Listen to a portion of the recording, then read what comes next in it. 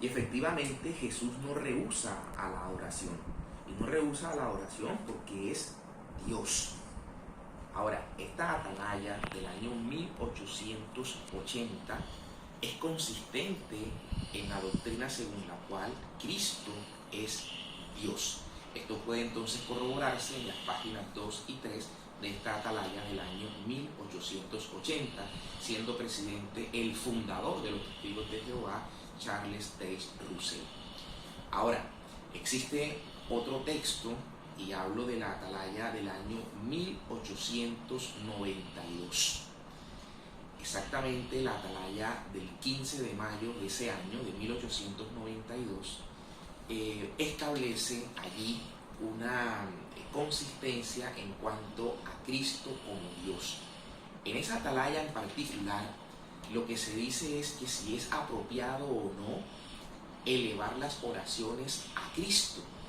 Y termina concluyendo la doctrina de los Testigos de Jehová que sí es apropiado elevar las oraciones a Cristo, porque en Él reside la plenitud de la divinidad.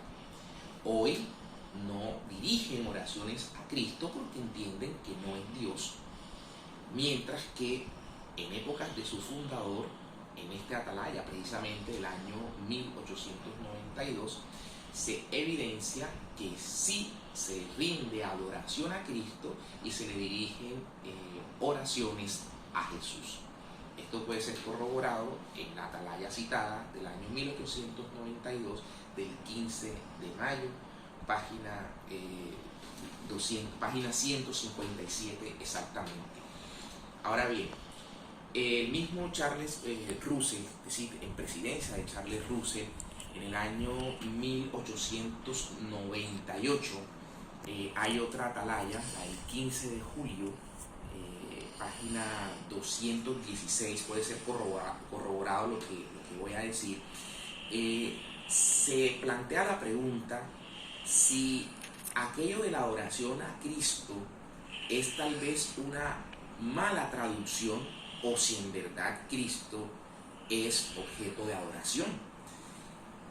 Y lo que expresamente se dice en esa atalaya es que indudablemente, y no es problema de traducción, que indudablemente Cristo merece y debe recibir adoración.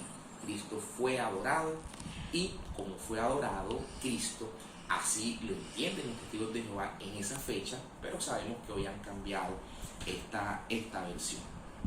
Ahora, antes de morir el fundador Charles Russell, hablo del año 1906. En esta fecha, 1906, en atalaya del 1 de enero de esta fecha, en la página 15, también puede corroborarse, donde se hace una disertación en torno a la adoración a Cristo, tomando el pasaje de Mateo 2, en la que los sabios de Oriente adoran al Señor. Y cómo se describe acá la adoración, diciendo que esta adoración es en una triple forma, porque primero los sabios de Oriente adoran de manera física, postrándose ante el Señor, pero que hay una segunda forma de adorarlo y lo hacen los sabios de Oriente, y es en su corazón, en su mente, de manera espiritual. Y que no obstante hay una tercera forma, dice la atalaya de la fecha que estoy citando, en la que esta adoración se hace abriendo los cofres y rindiéndole los homenajes con el incienso, la mirra y el oro. O sea que hubo adoración de los sabios de Oriente, así lo concluye esta atalaya del año 1906, y enfatiza en que Cristo sí es objeto indudablemente de adoración. La pregunta es, ¿era entonces el fundador de los Testigos de Jehová, el señor Russell, un idólatra? Porque si solamente se le rinde adoración al Padre, porque este señor decía que se le debía rendir adoración también a Jesús, el Hijo, como lo hicieron los sabios de Oriente. Bien, muere Russell en el año 1916, le sucede Rutherford, y Rutherford, en época de Rutherford, y me voy a referir a la atalaya del año 1939, En una atalaya del año 1939, exactamente un 15 de noviembre, en las páginas 339, Rutherford dice de modo expreso, claro, categórico, que Jehová Dios manda a que todos lo adoren a Cristo, ¿no? Jehová Dios manda a que todos adoren a Cristo. Eso no admite duda para los testigos de Jehová. Entonces, incluso después de la muerte de su fundador, Charles Russell, su sucesor, Rutherford, con toda claridad, deja en evidencia que a Cristo hay que adorarle, de que Cristo merece la adoración, y así dice este señor Rutherford que lo manda Jehová Dios, a que adoren a Cristo. Muere luego Rutherford y le sucede, Rutherford muere en el año 1942, le sucede Knorr, y Knorr en el año 1945, en el atalaya de ese año, de 1945, exactamente en el mes de octubre, en el atalaya del mes de octubre, páginas 313, vemos una disertación, en mi opinión, maravillosa de Rutherford, en la cual hay un comparativo que me pareció brillante, debo reconocerlo, en el que Rutherford establece y dice que hay que, quien quiera rendirle adoración a Jehová Dios, además debe adorar a Cristo, y utiliza este término precioso, dice a Cristo, su corregente. Eso de corregente es una expresión fantástica, porque no es otra cosa que lo que ocurría en las monarquías, cuando el rey padre, lo que hacía era cogobernar con su hijo, y al cogobernar con su hijo, revestía al hijo de toda la autoridad para ese gobierno, y eso era el corregente. Entonces está diciendo acá Knorr que Cristo es el corregente del Padre, y que en ese sentido merece también la adoración junto con el Padre, porque en Cristo como corregente recibe toda la plenitud de la divinidad. Entonces no hay duda, incluso Knorr hace una modificación a los estatutos de la asociación de la Watchtower, le hace una modificación a estos estatutos, y esa modificación que se hace de los estatutos no toca el objeto central de los testigos de Jehová, que para esa fecha ellos decían era dar honra y gloria y adoración pública a Jehová Dios y a Cristo, y así se mantuvo esa expresión en los estatutos de los testigos de Jehová, y lo pueden corroborar en el anuario de 1945, donde está el texto completo del acta, y se evidencia esa situación. De hecho, fue hasta 1999 cuando los testigos de Jehová cambiaron esa expresión y eliminaron aquella inclusión de la adoración a Cristo. Así pues, tenemos nosotros que no cabe duda el hecho de que los testigos de Jehová adoraron por mucho tiempo, su doctrina se mantuvo la adoración a Cristo Jesús el Señor. Ahora, ¿esto por qué ocurre? Esto ocurre, o lo que los testigos de Jehová hoy tratan de justificar, parte de la base de la expresión griega que se conoce como el proskineo, que es la adoración.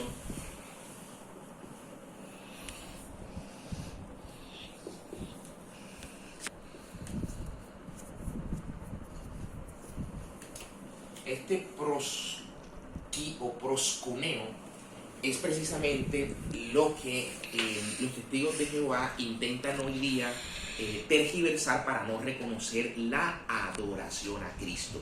La palabra proskineo, que es en griego, en el Antiguo Testamento se usaba, era la palabra histahavá, para decir adoración. En el griego se utiliza precisamente el proskineo y latría para hablar de adoración. Pero está claro que en los textos, como por ejemplo en Mateo 2, cuando los sabios de Oriente se postran ante el Señor, hacen proskineo ante el Señor, se postran, lo adoran, La palabra griega es proskineo para hablar de la adoración. Y esta palabra proskineo aparece por cerca de 60 veces en el Nuevo Testamento. De esas 60 veces, 17 son dirigidas a Cristo el Señor. Y esas 17 veces dirigidas a Cristo, en las cuales hay adoración, como lo que ocurre en la barca, cuando Cristo calma la tempestad, los discípulos ante el milagro del Señor se postran, hacen proskineo, lo adoran.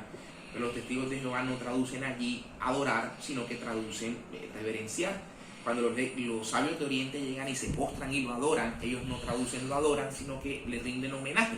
Tergiversan esta palabra diciendo que la palabra significa homenajear. Pero cuando Satanás lleva a Cristo al desierto, en el espíritu al desierto, y le dice que si lo adora, le dará los reinos, ahí Satanás, al decir si me adora, la palabra griega que se utiliza es proskuneo. Y todas las Biblias traducen adorar, si me adoras, con proskineo. Y también los testigos de Jehová entienden que ahí el proskineo significa adorar. Entonces, en unas veces el proskineo lo utilizan como adorar, y en otras ocasiones lo utilizan como simplemente inclinarse o simplemente reverenciar. Eso hasta cierto punto puede ser cierto, pero cuando el proskineo va precedido de la raíz picto, que ya indica caer en tierra, ya no podemos decir que cayó en tierra y luego proskineo también sea solo inclinarse.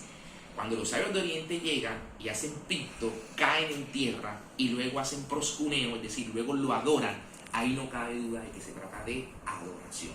Entonces ese asunto sobre la expresión griega proskineo, no cabe duda de que se ha tomado de manera tergiversada o acomodada por parte de los testigos de Jehová.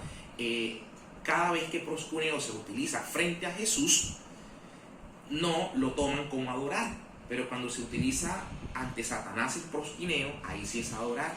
Cuando Cornelio lo utiliza frente a Pedro, ahí sí es adorar. Entonces evidentemente la tergiversación queda marcada. Lo cierto es que la divinidad de Cristo no solamente pues, está reconocida en su historia, sino que los textos bíblicos que utilizamos hace un rato de Juan marcan esta categorización de Cristo como Dios. Ahora, vale aquí citar al apóstol San Pablo, que tiene unos textos maravillosos, por ejemplo, en el de la carta a los Colosenses. Esa carta a los Colosenses, en el capítulo 1 y en el capítulo 2, vemos a San Pablo hablando de que en Cristo, que Cristo es la imagen, la impronta visible de Dios invisible. De ahí que lo que está haciendo Pablo es corroborar lo que el mismo Cristo decía cuando Felipe le pregunta, muéstranos al Padre y nos basta. Jesús decía que Felipe, quien me ha visto a mí, ha visto al Padre. El Padre y yo somos uno. San Pablo lo dice, en Cristo recibe la plenitud de la divinidad en el capítulo 2. Y en el capítulo 1, como decía, señala de que es la impronta, la imagen visible del Dios invisible. San Pablo también, y para ir finalizando, San Pablo en la carta a los Filipenses, y esto sí que resulta importante, porque Pablo funda él personalmente la comunidad de los filipenses allá en Filipos, en Macedonia. San Pablo funda esta comunidad y hay unas visitas, aproximadamente 3 visitas que hace Pablo a esa comunidad. Se nota el entrañable afecto de Pablo a esa comunidad. Pablo, luego que funda la comunidad, la visita cerca del año 53, 54, y luego está claro por lo que nos cuenta Lucas, que en la Pascua del año 56 Pablo vuelve a la comunidad de Filipo, a los filipenses. Y esta comunidad, de la cual se nota que Pablo la ama entrañablemente, San Pablo se dirige a ella y trata de darles una lección de humildad. Y para la lección de humildad pone o sitúa a Cristo como ejemplo. Y allí dice Pablo lo siguiente, dice: Cristo Jesús, siendo de condición divina, no hizo alarde de su categoría de Dios. Al contrario, se anonadó a sí mismo, tomando la condición de esclavo, pasando por uno de tantos. y sufriendo incluso al punto de sufrir una muerte de cruz, o sea, la más ignominiosa, una muerte de cruz. De modo que al nombre de Jesús toda rodilla se doble en el cielo, en la tierra, en el abismo, y toda lengua proclame para gloria de Dios Padre que Cristo es el Señor. Fíjense ese texto tan precioso, ese himno tan maravilloso de San Pablo, en el cual nos hace dar cuenta de cómo Cristo es Dios. Cómo Cristo es Dios el Señor. Y no hace alarde de su categoría de Dios, sino que dice, se anonada a sí mismo.